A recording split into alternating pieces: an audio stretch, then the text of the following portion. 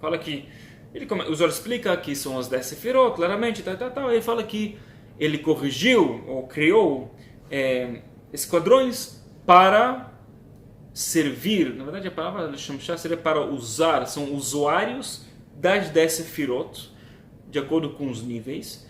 E fala que esses usuários são capazes de trazer essa energia, como se fosse um ponto de contato entre uma sefirah e uma próxima realidade um pouquinho mais física. E quais são esses usuários, vamos dizer assim? São Malachim, Erelim, Serafim, Chayot, Ofanim, Hashmalim, Eilim, Elohim, Bnei Elohim e Shin. Tá? São 10 tipos de anjos diferentes, tá? Esses são os 10 tipos. O Elein Aved Shemashim. E para cada um desses anjos eles têm servos. Ok? E fala que um dos servos é Samechmen Vechol Kitot Dilei Vinun Ka'ananim Lemerkav Beon Lachta Be'arav Vinun Kesusin Lon. Fala que um desses servos é o anjo da morte. O anjo da morte, afinal das contas, ele não foi criado por conta própria. Fala que ele foi criado como anjo positivo e ele caiu assim como antes da queda de Adão e Eva. Ele caiu. A primeira queda aconteceu, na verdade, com os anjos. Tem 4 anjos caídos, que fala que quando Adão e Eva eles foram antes de ser criados, fala que alguns anjos eles ficaram preocupados, falou: Deus, você vai criar esse ser humano, o ser humano vai criar problemas, certo? E falou o anjo da paz, falou: o homem é só brigas. Então, temos um problema, certo? O anjo da paz promove a paz, o ser humano vai contra isso. O anjo da verdade falou: o ser humano só mentiras o dia inteiro, fica mentindo, certo? Inventa coisas. Legal. E aí falou o criador: olha, sim, ele vai trazer guerras, vai mentir, vai trazer muitos problemas, mas eu vou inventar para ele a ferramenta de Teshuvah. E através de Teshuvah ele vai ser capaz de ser além dos anjos. Se fala que o anjo da paz e da briga e da verdade não gostaram disso, falaram: ok, but we trust you. Então a gente deu um passo para trás. Mas tiveram alguns anjos que falaram: não, o homem vai cair e não vai ter como superar, porque eles duvidaram. Fala que assim que eles duvidaram, eles tiveram uma sua queda espiritual. 2 anjos que falam que até hoje estão presos na terra, tipo, num lugar, sabe se ela está nos oceanos também, não sei. Azkav e Azakel, o nome dos dois, modificando um pouco o nome para não falar, não é bom falar o nome deles. E um dos outros, tem mais 2 anjos, que é o oponente, o anjo da morte, e a sua esposa. Tem 2 versões. Uma versão fala que foi o anjo da morte mais outro anjo, outra fala que foi o anjo da morte e a anja da morta, tá? A parte feminino do anjo da morte. E aí depois foi esses anjos que eles tiveram a missão de começar a cutucar Adão e Eva, que acabou que eles caíram, tá? Então se fala que esses servos, que são os derivados desses tipos de diferentes, sei lá, anjos, vamos dizer assim, fala que um deles é o oponente, o anjo da morte. E se fala que ele precisa, isto é, ele já está num nível um pouco maior. Você tem a Sefirot, que é um lugar muito, muito elevado. Aí tem os usuários da Sefirot, que eles são um nível um pouco mais denso.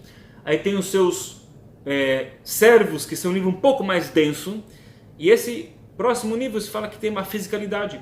E fala que o anjo da morte ele vai procurar, como qualquer outro anjo, se manifestar através de coisas físicas. E você não tem agora ter medo de gato preto. Tá? Tô falando de Deus proíbe quando chega a hora de uma pessoa ir embora desse mundo físico, quando está na hora, e se for uma doença ou sei lá o que for, vai vir através disso. Tem que falar isto não é que o anjo da morte ele vai agora tipo tem um foice e tal. Acontece infelizmente todo dia, a pessoa tem que ir embora do mundo, manifesta-se através de uma coisa negativa, mas é uma manifestação física que ficou mais densa de uma energia do anjo da morte. Por que isso te interessa na tua vida?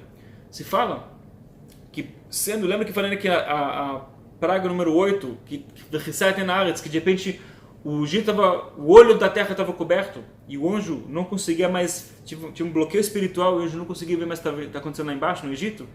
Ele teve que se manifestar no mundo físico, ele teve que vir no mundo físico para poder ver o que está acontecendo, para tomar conta dos egípcios.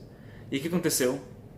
Sendo que ele veio no mundo físico, se fala que primeiro os egípcios viram uma tremenda manifestação de energia. Eles viram literalmente o anjo deles, imagina um Godzilla de um gigante assim, mas não feito com um Godzilla, está do tamanho do Godzilla, mas um anjo forte, com energia e tal, tipo, os egípcios viram esse negócio, falaram: pô, você tá vendo o que eu tô vendo aqui, ou eu tenho que parar de fumar esse bagulho aí? Desculpa falar dessa forma, tá?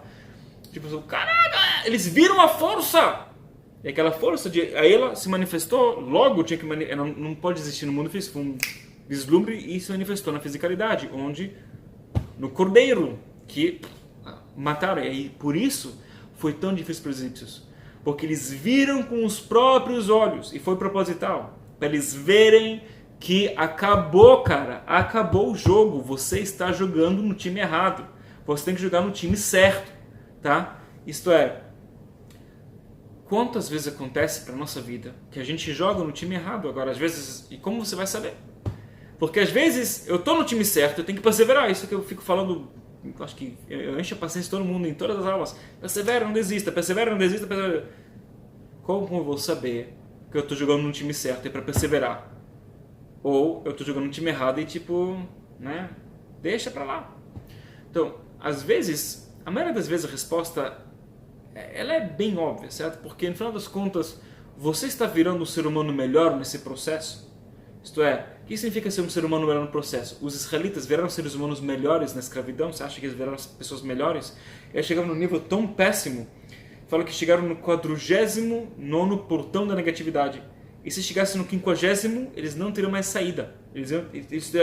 A escravidão, eles chegaram na escravidão porque eles estavam num nível espiritual muito ruim, mas a escravidão só piorou a moral deles. Eles estavam caindo mais.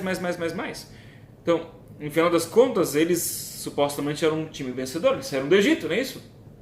Ok. Como você vai saber se você está no time vencedor ou não? É para você ser uma pessoa melhor. E eles não estavam sendo pessoas melhores. Mas pelo mais que os israelitas estavam indo para lugares péssimos, de falar mal um do outro, de fofoca, de egoísmo, não sei o que, mas sabe o que?